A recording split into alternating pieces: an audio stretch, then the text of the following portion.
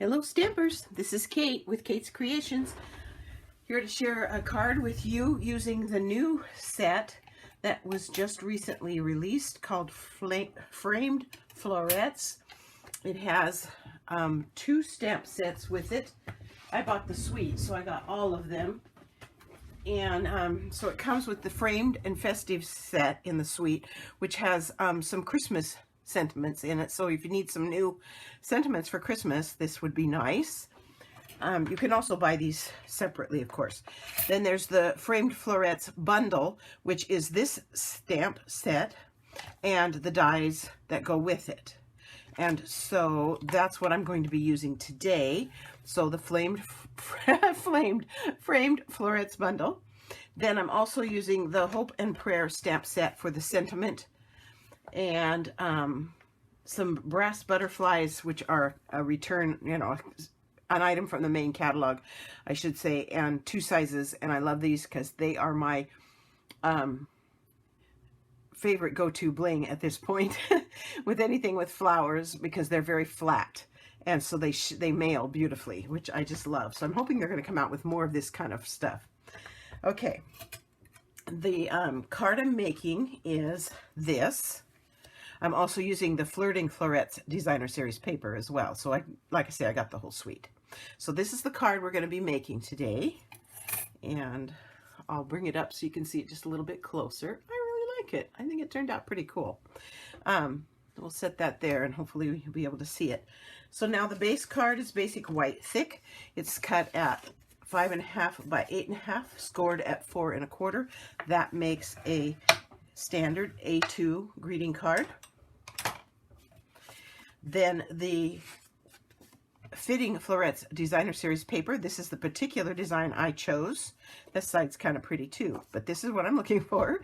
And it is cut the 4 by 5 1/4, and it's going on the front just flat with your standard adhesive, which is the Stamp and Seal adhesive.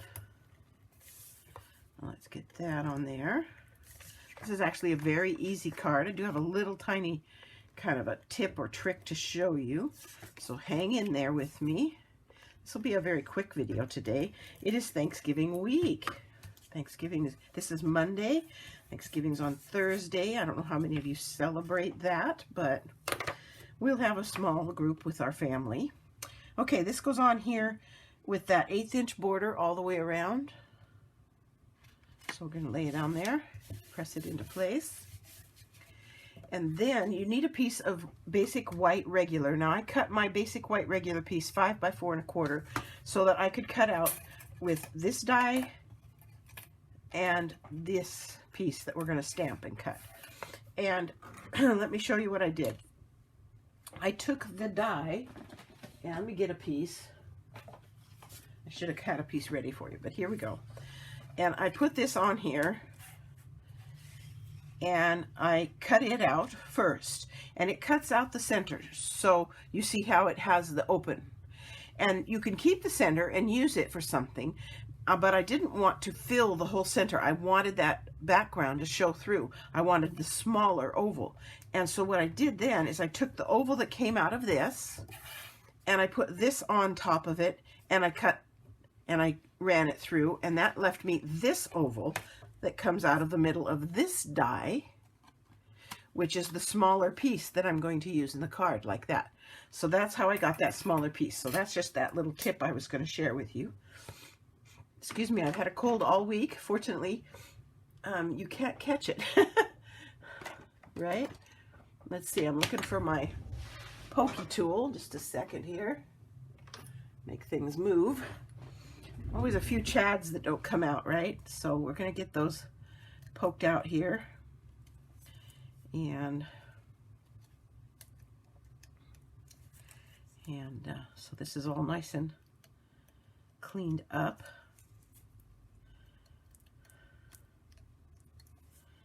Let's see, almost got them all. Just a couple more. Oh, there's some more over here. This is really quite delicate. If you were going to stick it down flat like I'm doing today, might be a good idea to put it onto a piece of your double-sided adhesive, the adhesive sheets that are in the catalog, excuse me, because then it would just be really, really easy to lay down. But because I didn't do that, we will be using my handy dandy glue pin. And there's a couple of different glues I've always or typically used, and you know, those who follow me know this. I typically use this Zig 2-way glue pin. It has a very fine tip, and it makes it quite easy to put the glue right where you want it, and it doesn't come out too fast. So that's one option. That works the best for me. And I just go around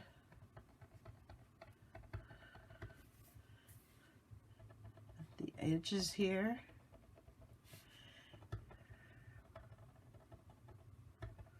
Did a little extra there on the ends, on those little pieces at the end. There's a Chad hanging on there. I want to get it off. There it goes. And so anyway, like I said, it's Thanksgiving week. I don't know what you guys are all fixing for your dinners. We're going to have ham this year. I decided not to cook a turkey.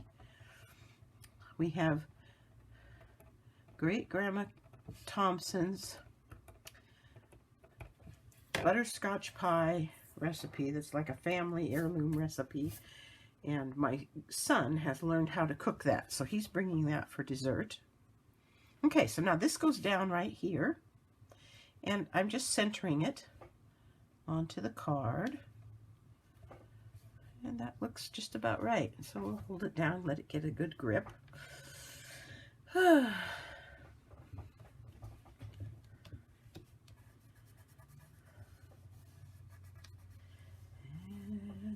Okay, we're going to set that aside. This is where the sentiment is going to go. I'm stamping the sentiment with just good old-fashioned Memento Black, Tuxedo Memento Black ink. And I'm going to stamp it as close to the top of this oval as I can, so that I've got room for this piece that I'm making. But I'm going to have to pull it down where I can see here a little bit.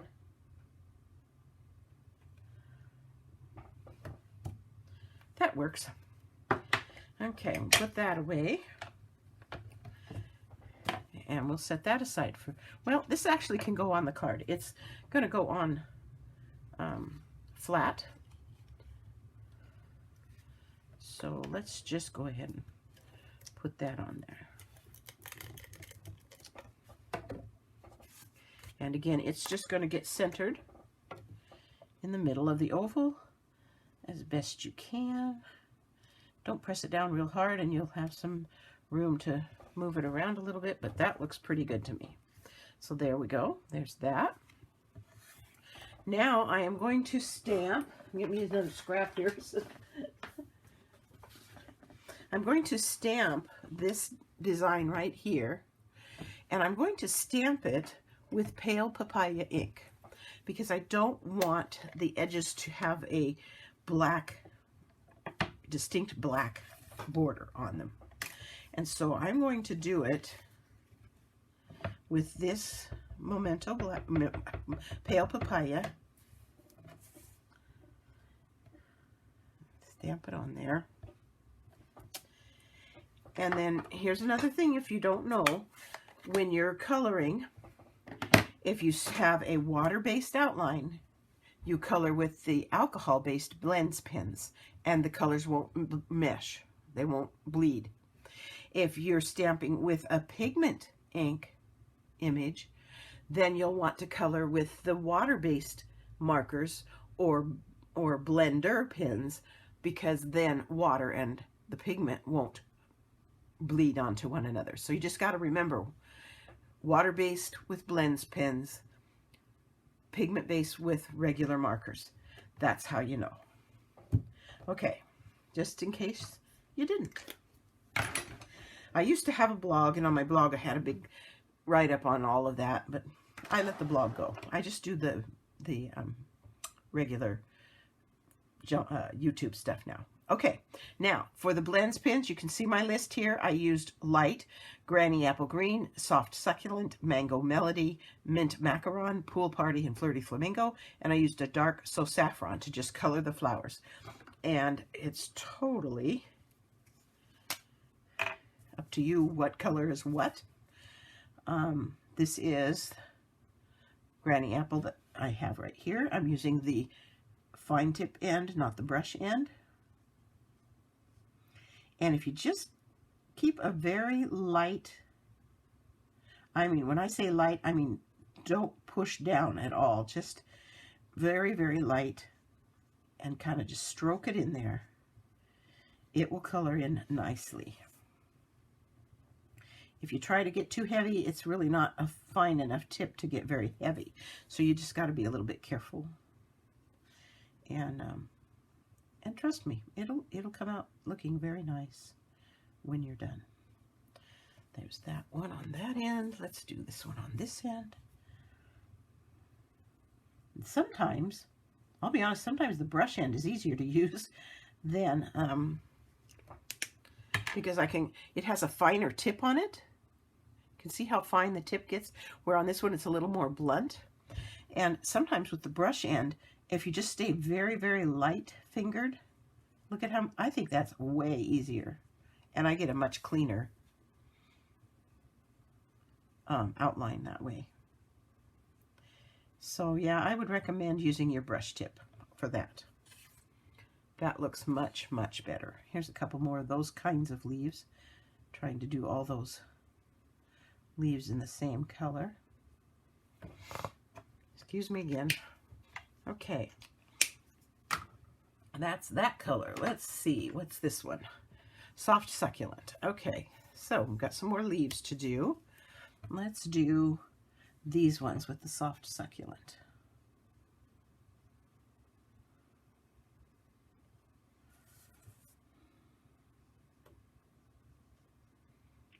Yeah, you're seeing that. It's in the, making sure my monitor's catching it. There's that one. So this is the most time-consuming part of the whole card, is the coloring.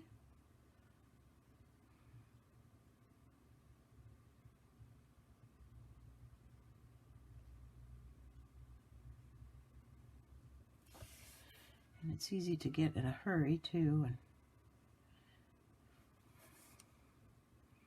kind of get messy. So yeah, you have to leave me a comment. Let me know who you've got coming for your Thanksgiving. Got some friends of ours who have no children of their own and always invite people over to join them, and they always have a nice big house full. And they always invite us to come. But we're always, you know, wrapped up with our family. This one is the Mint Macaron. And so we got a few more leaves to do here. I'm going to do these leaves with that one. And the reason I went with the lighter colors is it still lets that pale papaya show through a little bit, and which still gives it the definition, doesn't hide those accent lines that you need in order to keep it from looking all filled in and blanked out. You want those accent lines to show through whatever you're coloring with.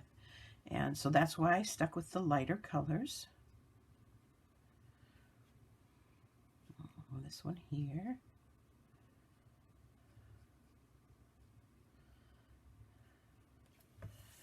Turn it so I can see it a little bit better. There we go. I think that's all of those. Let's see. I think I missed a couple of the Granny Apple ones. I'm going to come back with that.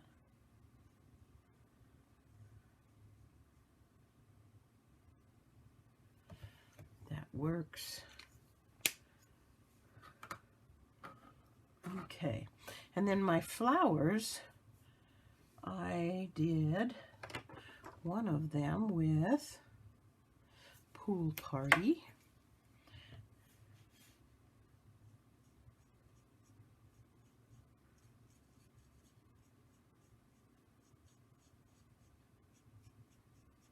just like that.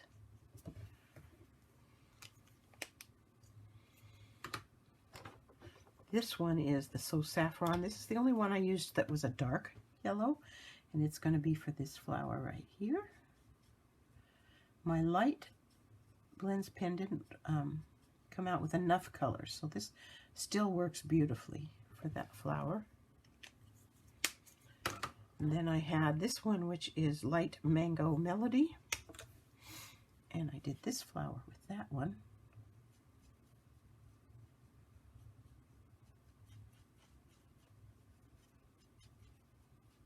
I didn't get into a bunch of shading and everything. I just colored them in. The accents really make these flowers look nice. They're very sweet and soft, and they didn't need a lot of extra stuff. Let's go back to this. No, let's go back to the pool party and do this one down here in the same color.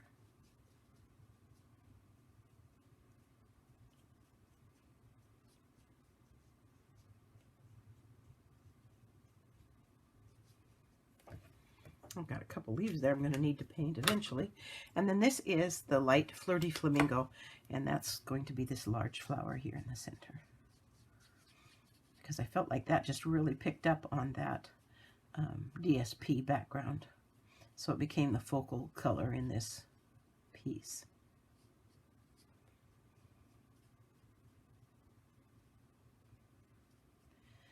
And there's that one, and I just got a couple of leaves I didn't get colored. Let's see.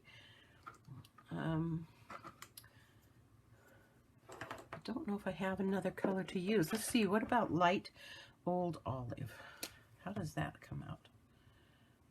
My Old Olive pen is very well used, but that will work.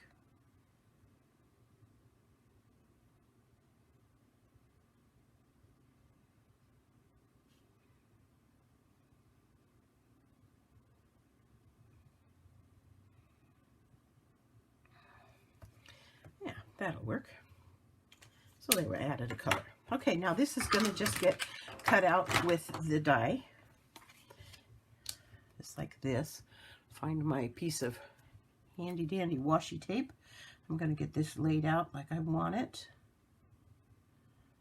Been having pretty good luck with this die and getting it to be nice and even edged when I pull it out. Let's see if I got lucky again.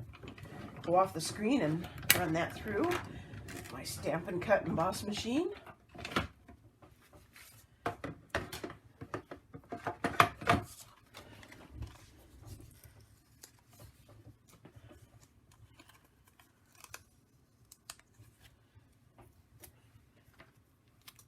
And there it is, and it did. It cut very nicely and even.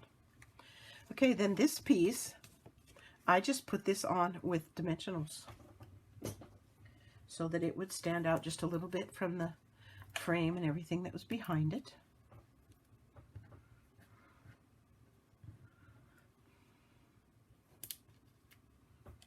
I thought about adding some extra leaves and things cut out from the cut out with the dies that are in here, and decided not to. Just kept it simple. Placement is totally up to you. I'm just kind of following the contour of the oval. And so there's that. And then I get my butterflies out here. And we'll put some butterflies on there. And I put some small ones, like here. I've used all my small ones up. All I got's big ones left, so big ones it is. Put one there. Time to order more brushed brass butterflies. Again, say that 3 times fast. And there's that. So there is today's card. I hope you enjoyed it. I hope you got a couple little tricks, a couple things to try. A little bit different look than some of the ones I've been seeing online. So I hope you enjoyed it. Thanks for stopping by, and you have a wonderfully happy Thanksgiving.